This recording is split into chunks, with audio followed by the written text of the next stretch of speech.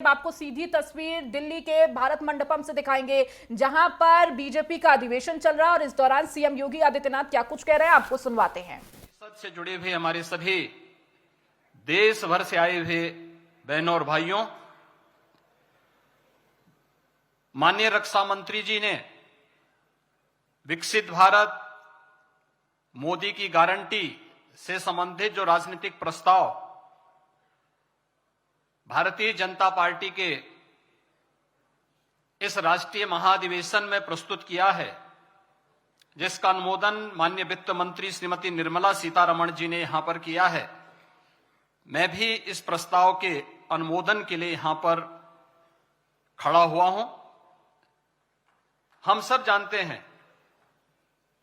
पिछले 10 वर्षों में पूरे भारत ने 140 करोड़ की आबादी ने एक नए भारत का दर्शन किया है। एक नया भारत, जहां पर भारत के हर नागरिक को दुनिया में सम्मान मिलता है, उसके पासपोर्ट की कीमत बढ़ी है। जिस भारत ने अपनी सीमाओं को सुरक्षित किया है, जिस भारत की आंतरिक सुरक्षा आज पूरी तरह सुरक्षित हुई है,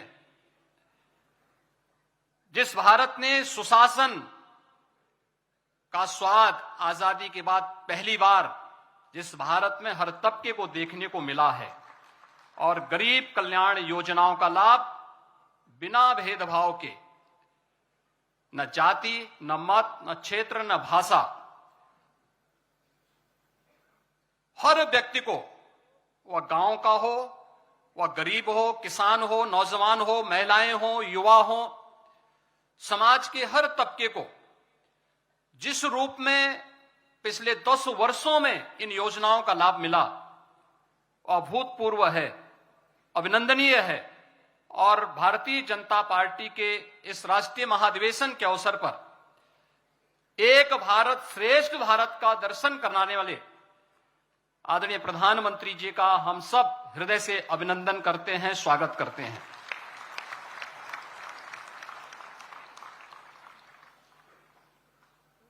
मैं चूंकि उत्तर प्रदेश से हूं, तो मैं वहीं से शुरुआत कर लेता हूं।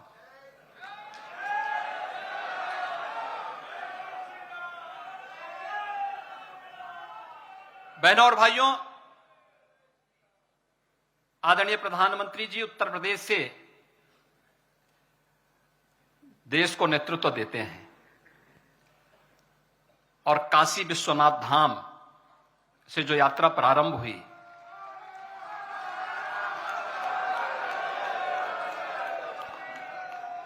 आज अयोध्या में प्रभु श्री रामलला अपने भव्य और दिव्य मंदिर में 5 सदी के बाद पुनः विराजमान हो चुके हैं। हर राम भक्त, हर सनातन धर्मावलंबी इस घटना से प्रफुल्लित है और भारत को इस दिन की प्रतीक्षा सदियों से थी। भाव विभोर करने वाला यह क्षण आज अयोध्या में देखा जा सकता है। 22 जनवरी को भी और 23 जनवरी को भी हम लोगों ने देखा था, पूरे देश भर से आए हुए श्रद्धालु जो जहां से भी आया, क्या भावनाएं थी और किस रूप में उमड़ती हुई दिखाई दे रही हैं।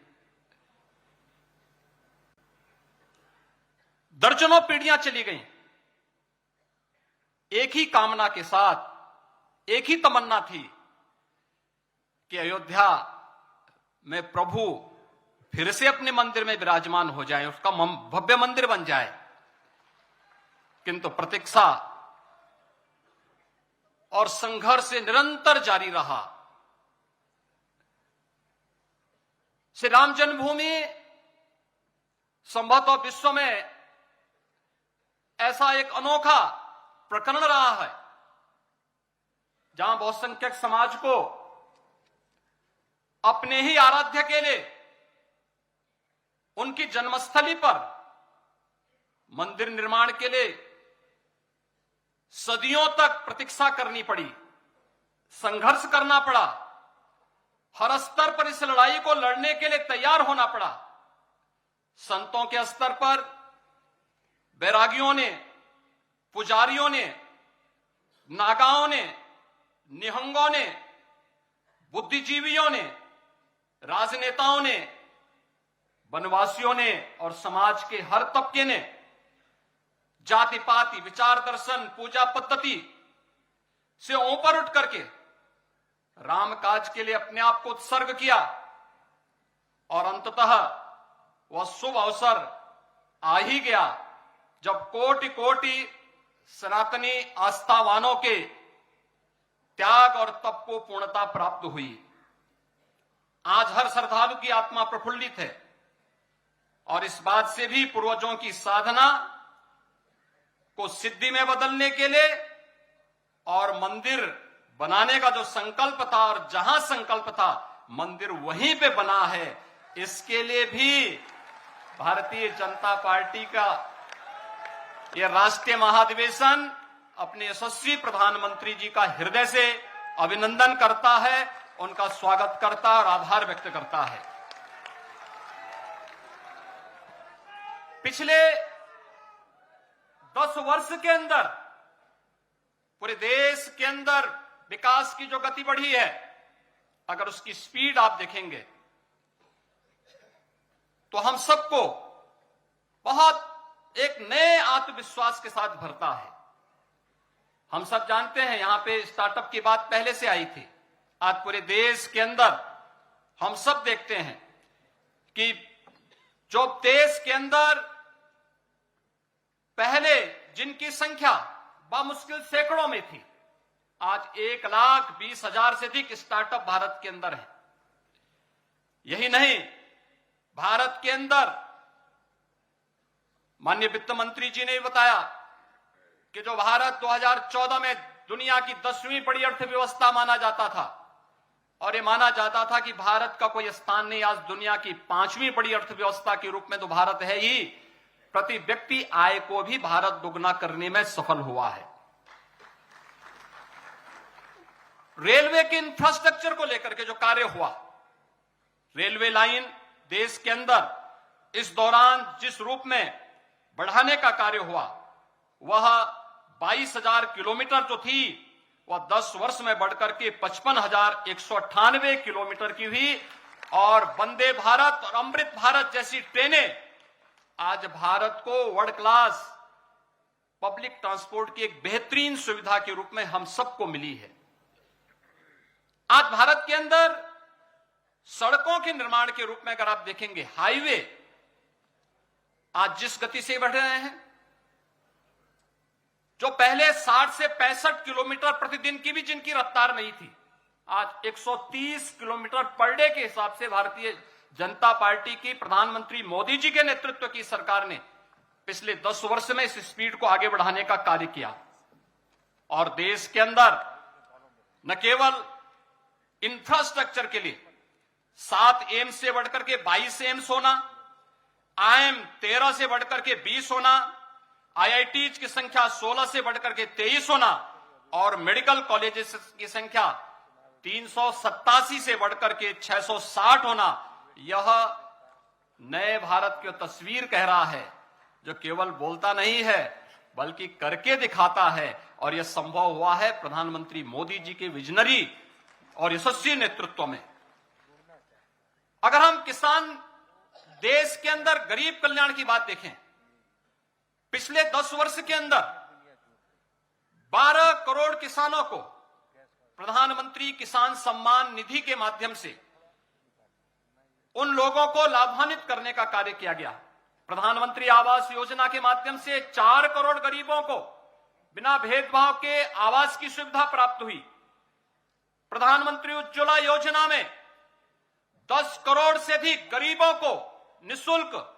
रसोई गैस के कनेक्शन उपलब्ध होते हैं। उज्ज्वला योजना में स्वच्छ भारत मिशन में 12 करोड़ गरीबों के घर में शौचालय बनकर के उन्हें स्वस्थ होने की गारंटी भी दी जाती है और नारी गरिमा की रक्षा भी इसके माध्यम से की जाती है। जनधन अकाउंट में 52 करोड़ से अधिक गरीबों के अकाउंट खुलते हैं। सौभाग्य योजना में 3 करोड़ से अधिक गरीबों के घर में यह सुविधा उन्हें उपलब्ध करवाने का कार्य किया जाता है। प्रधानमंत्री जीवन ज्योति बीमा में 19 करोड़ से अधिक, प्रधानमंत्री स्वनिधि योजना में स्ट्रीट वेंडर में 65 लाख से अधिक स्ट्रीट वेंडर। पहली बार गरीब पटरी व्यवसायियों के हित के बारे में किसी सरकार ने कार्य किया है, सोचा है और उसको प्रभावी ढंग से लागू करने का कार्य किया है। यह प्रधानमंत्री मोदी जी के यशस्वी नेतृत्व में यह संभव हो पाया है कि आज 65 लाख से अधिक स्ट्रीट वेंडर इस योजना का लाभ ले पा रहा है। अटल पेंशन योजना में 6 करोड़, मातृ वंदना योजना में लगभग 4 करोड़ और पीएम स्वामित्व योजना में देश के अंदर लगभग 1.5 करोड़ गरीबों को जहां पे उसका आवास है वहीं पर उसे मालिकाना अधिकार भूमि का प्राप्त देने की गारंटी, यही मोदी की गारंटी है। और इस अवसर पर हम कह सकते हैं कि 10 वर्ष अंत्योदय से एक विकसित अर्थव्यवस्था तक, इंफ्रास्ट्रक्चर से ईज ऑफ लिविंग तक, ईज ऑफ डूइंग बिजनेस से निवेश के ड्रीम डेस्टिनेशन तक, कृषि और किसान कल्याण से लेकर के गरीब कल्याण तक, आस्था से आजीविका तक, शिक्षा एवं स्वास्थ्य से स्वावलंबन तक और अपनी विरासत की प्रतीक भारतीय संस्कृति को देश की समृद्धि के उच्च सोपान तक पहुंचाने के विकसित भारत की इस परिकल्पना को साकार करना, यह मोदी गारंटी से ही संभव हो पाएगा और मोदी गारंटी ही विकसित भारत की गारंटी बन सकती है। इस विश्वास के साथ 2024 में जब हम सब 2024 के चुनाव के पूर्व हम जा रहे हैं तो एक बार फिर से मोदी सरकार के संकल्प के साथ जब भारतीय जनता पार्टी का राष्ट्रीय महाधिवेशन यहां पर एकत्र हुआ है, इस अवसर पर हम विश्वास के साथ कह सकते हैं कि 2024 में